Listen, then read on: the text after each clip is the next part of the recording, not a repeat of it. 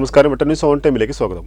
കല്യാണം ഇനി വേറെ level. Basid wedding mall, Basid arcade, Poongottukulam, Tirur. All Kerala Kunjutty കൂട്ടായ്മ ജില്ലയിലെ താലൂക്ക് ആശുപത്രികളിലേക്കും റെയിൽവേ സ്റ്റേഷനുകളിലേക്കും വീൽചെയർ നൽകുന്ന പദ്ധതിക്ക് തുടക്കമായി.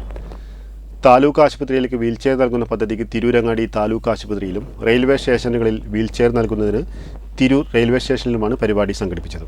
Trendy and customise collection, best in budget. Theyyam പാട്ടിൽ പോലൊരു ഓപ്ഷൻ വേറെ ഇല്ല.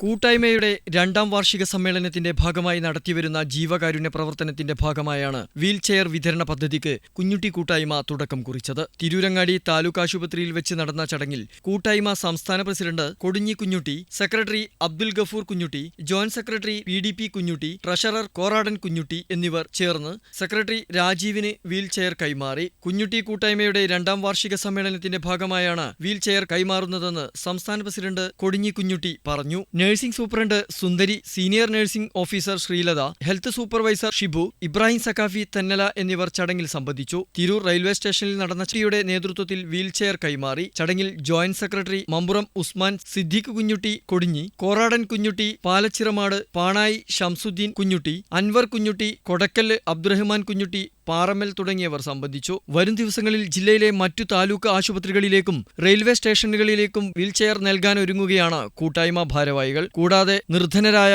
കുടുംബങ്ങൾക്ക് വീടടക്കം വെച്ചുകൊടുക്കുന്നതിനുള്ള പദ്ധതികൾക്കും തുടക്കം കുറിക്കാനൊരുങ്ങുകയാണ്. മെയ് ആദ്യവാരത്തിലാണ് കൂട്ടായ്മയുടെ 2ാം വാർഷിക സംസ്ഥാന സമ്മേളനം നടക്കുന്നത്. ബട്ടം ന്യൂസ്, തിരൂർ.